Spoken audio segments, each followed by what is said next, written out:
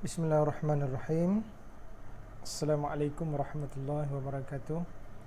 Jadi alhamdulillah pada pagi ini kita berjumpa lagi untuk kuliah rakaman kuliah subjek KPK 218317 kan, untuk matematik awal kan. Okey, KPK 217318. Okey, matematik awal. Baik, pada pagi ini saya nak berkongsi berkenaan dengan topik yang pertama, iaitu konsep pranombor. Baik. Pertamanya minta maaf sebab minggu lepas kita tak dapat buat kuliah kerana ada urusan yang perlu saya selesaikan. Jadi insya-Allah pada pagi ini saya akan kongsi dan upload berkenaan dengan kuliah kita siri yang pertama. Baik. Konsep pranombor. Dalam matematik ni, prasekolah kita tak boleh nak ajar kanak-kanak itu seperti mana kita ajar kanak-kanak sekolah menengah, terus masuk tambah, tolak dan sebagainya. Dia perlu mengikut step by step. Okey, untuk kanak-kanak prasekolah ni sesuai dengan konsep pranombor, belajar berkenaan dengan penakkulan, belajar memahami konsep-konsep tertentu dalam matematik. Konsep pranombor ini perlu diajar kepada kanak-kanak, dan kanak-kanak perlu belajar dengan betul supaya dia tidak keliru. Okey, tidak keliru. Contohnya besar lebih besar. Okey, besar lebih besar. Kalau kita tak belajar dengan betul-betul, kalau kita tak ajar kanak-kanak dengan betul berkenaan dengan konsep besar dan lebih besar, lagi besar, sangat besar, amat besar, sungguh besar, maka dia akan keliru untuk menspesifikasikan, untuk mengidentitikan konsep besar tadi tu. So di peringkat prasekolah ni penting tau. Sebab tu kita sebagai cikgu tadika ni jangan anggap benda ni remeh. Okey, jangan anggap ala cikgu tadika je pun. Jangan. Maknanya kita perlu faham bahawa di peringkat awal inilah segala jenis konsep-konsep ini kita perlu terapkan pada diri kanak-kanak. Okey?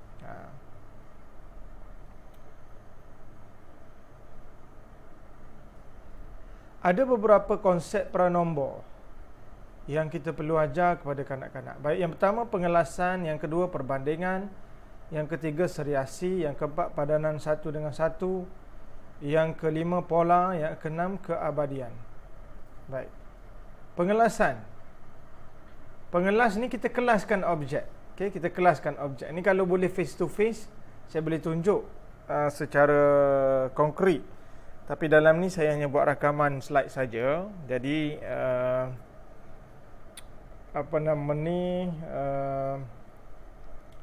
sukar untuk saya tunjuk. Tapi tak apa, boleh saya tunjuk. Nanti kita buat rakaman bukan rakaman lah, kuliah secara live, saya akan tunjuk nanti. Pengelasan ni kita kelaskan objek, okey, berdasarkan ciri-ciri tertentu. Okey, berdasarkan ciri-ciri tertentu. Contohnya, kita kelaskan objek. Kelas ni kupu lah, kupu. Bahasa Kelantan dia panggil kupu lah, stop mock. Ambil letak stop mock situ, ambil letak stop mock sini. Okey, contoh yang pertama ialah klasifikasi. Kita nak kelah, nak kupu barang-barang kepada kanak-kanak, nak ajar kanak-kanak untuk pengelasan, mengumpul objek mengikut ciri. Tujuannya kita nak ajar dia berkenaan dengan ciri sebenarnya. Kita nak ajar warna, kita nak ajar saiz, kita nak ajar bentuk. Baik. Yang pertama kita ajar mula-mula. Jangan ajar 4 lalu bonok walk. Kita ajar mula-mula dulu. Yang pertama dulu kita perlu ajar. Kalau kita ajar 4 selalu, terus kepada yang keempat ni, maka dia akan jadi bonok lah. Banyak sangat nak kena ingat. Okey, jadi bonok walk. Jadi bercelaru. Jadi kita perlu start dengan step yang pertama. Start dengan step yang pertama. Mula-mula ajar satu ciri dulu. Okey, contohnya Lego ada banyak warna. So kita nak ajar yang pertama ni kanak-kanak berkenaan dengan satu ciri saja dulu, iaitu warna. Minta kanak-kanak asingkan Lego yang pertama. Lego yang pertama. Sekejap. Ya. Okey, Lego yang pertama ni, ciri yang pertama ni kita nak asingkan Lego mengikut warna. Okey, minta kanak-kanak alihkan Lego yang warna biru letak di sini, warna merah letak di sini. Warna saja. Kita tak perlu nak minta kanak-kanak asingkan Lego yang panjang, yang pendek, yang segitiga, tak perlu. Just warna saja. Ikutlah bercampur bentuk, ada pelbagai bentuk dan sebagainya, tak peduli. Lantak dia. Okey, biarkan. Janji kita nak ajar dia warna. Kenal dulu warna. Okey, lepas tu baru kita berpindah kepada ciri lain pula, saiz. Kita satu-satu, ajar satu-satu. Okey, warna dulu, saiz dulu, lepas tu bentuk. Kita jangan campur. Okey, yang bentuk ambil yang warna merah, bentuk bulat letak di sini. So dia terlalu banyak untuk kanak-kanak nak belajar. Okey, one by one. Okey, satu persatu. Kita sendiri pun tak boleh nak belajar banyak-banyak kan. So kanak-kanak lebih-lebih lagi sebab dia fokus dia kurang. Dia kanak-kanak ni lebih suka pada bermain lah. Di peringkat awal ni bermain je lah dia kan. Kita pun sama juga dulu sama kanak-kanak, main itu, main ini, main itu kan. Belajarnya tidak. Bila dah tua-tua ni baru nak belajar kan. Yang kedua ialah dua ciri. Yang ni kita boleh gabung lah. Bentuk bulat warna biru letak belah sini, bentuk bulat warna hijau belah sini. So ajar satu bentuk dan ajar dua warna. Nampak? Dah meningkat dah. Tiga ciri. Warna, saiz, bentuk. Bentuk bulat yang besar warna merah belah sini. Bentuk bulat warna merah yang kecil belah sini. Nampak? Dalam kita nak mengajar kanak-kanak berkenaan dengan ciri-ciri atau bentuk-bentuk ni, dia ada benda yang negatif lah. Ada benda yang bercelaru sikit. Apa dia? Contohnya objek yang tak ada dalam kumpulan tertentu. Contohnya kita minta asingkan objek yang segitiga. Okey, warna merah besar belah sana. Tiba-tiba dalam kumpulan tu tak ada segitiga yang besar. Semua sama besar. So cikgu kena tukar arahan lah. Tukar arahan, bagi arahan pada kanak-kanak supaya kanak-kanak tu dapat asingkan bentuk segitiga warna merah sahaja belah sana. Kalau ada bentuk bulat yang besar, pindahlah. Lepas pada dia asing yang segitiga merah tadi, asing pula yang bentuk bulat yang besar warna merah belah sana. Dia melihat kepada bahan bantu mengajar yang kita guna tu. Jadi cikgu ni dia perlu bijak untuk menyusun rancangan pengajaran harian dia itu ataupun rancangan pengajaran aktiviti supaya apa yang dia nak ajar tu mengenai ataupun menepati dengan bahan bantu mengajar yang dia buat. Maknanya sebab tu cikgu praktikal masa latihan mengajar perlu buat benda tu dengan betul-betul. Maknanya kita tak boleh nak main tangkap muat pergi beli kedai RM2. Sebab kadang-kadang yang kita beli tu dia tidak mengikut spesifikasi yang kita nak. Kita nak ajar begini, tapi benda yang kita beli ni kekurangan satu objek di sini, kekurangan di sini. Jadi kita kena top up balik dan buat balik. Okey? Baik. Dalam pengelasan, tadi kita nak belajar tentang pengelasan berdasarkan ciri. Ada satu ciri, dua ciri, tiga ciri. Ini apa nama ni? Item-item yang ada dalam pengelasan itu. Kita nak ajar mengelas. Apa yang kita nak ajar dalam proses pengelasan berdasarkan ciri warna tadi? Apa kita nak ajar? Okay, kita nak ajar dalam pengelasan tu, kita nak ajar dia supaya pilih. Baik, contoh. Kita ada Lego warna merah, biru, kuning bercampur. Jadi kita nak ajar kanak-kanak asingkan, kelaskan logo Lego warna merah belah kanan, Lego warna biru belah kiri. Jadi apa kita nak ajar situ? Kita nak ajar kanak-kanak supaya memilih. Pilih warna. Kalau satu ciri lah. Kalau dua ciri, pilih warna bentuk. Kalau tiga ciri, pilih warna, pilih bentuk dan pilih saiz. Okay? Kita nak ajar juga dia membanding kalau kita ada saiz. Contohnya bulat warna merah besar belah kanan, bulat warna merah kecil belah kiri. So kita nak ajar dia membanding yang mana besar, yang mana kecil. So nak banding yang mana besar, yang mana kecil pun perlu bijak. Cikgu kena ajar juga satu persatu sebab dia tak reti.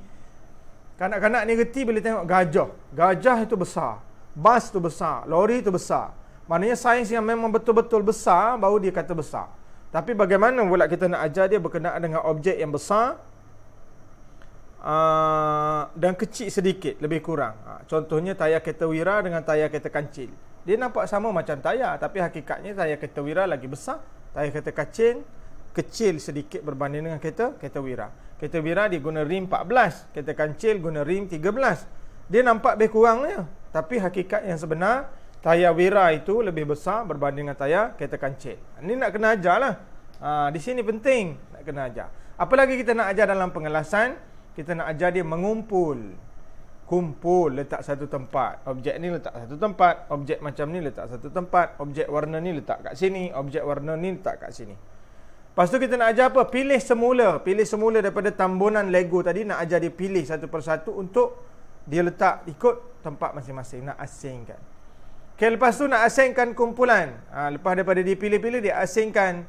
Ada warna hijau situ, warna merah sini, warna kuning sini. Asingkan. Kita nak ajar dia. Bila dia dah pandai pilih, pandai kenal warna, pandai bandingkan saiz, dia boleh kumpul. Lepas tu dia boleh kumpul, dia boleh pilih semula ikut saiz dan kriteria yang cikgu nak.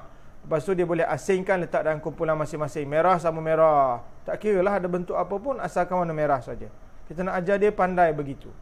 Lepas tu memilih objek berdasarkan fungsi, kegunaan atau konsep.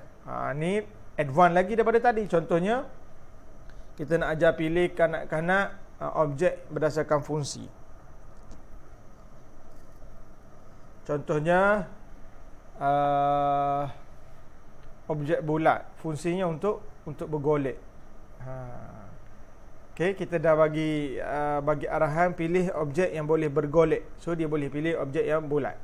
Kalau kita pilih objek yang boleh disusun, kita ajar kanak-kanak untuk pilih objek yang bersegi-segi, segi empat, boleh disusun.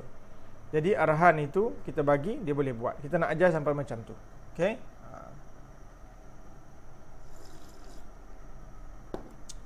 Saya ada 30 minit je ni. Saya kena selalu buka benda ni. Kenapa benda ni dia jadi, biasa dia duduk dalam gelung, tapi ni dia jadi duduk luar. Bila saya tekan tu dia duduk luar. Ni ada pun. Okey, cantik. Dah duduk depan dah. Okey, baik. Dah selesai. Apakah contoh aktiviti yang saya bagi penerangan tadi ni? Mengumpul, mengasing, ajar objek mengikut ciri tertentu ni. Okey, murid didedahkan dengan kemahiran mengelas suatu konkret, semi konkret mengikut saiz. Contohnya besar kecil, panjang pendek, tinggi rendah, warna, bentuk, jenis dan macam-macam lah yang kita nak ajar. Okey, satu warna. Ini contoh aktiviti contoh aktiviti berdasarkan benda ni yang saya terang tadi ni. Okey, ini contoh aktiviti. Yang pertama nak mengenal warna, kenal dulu warna.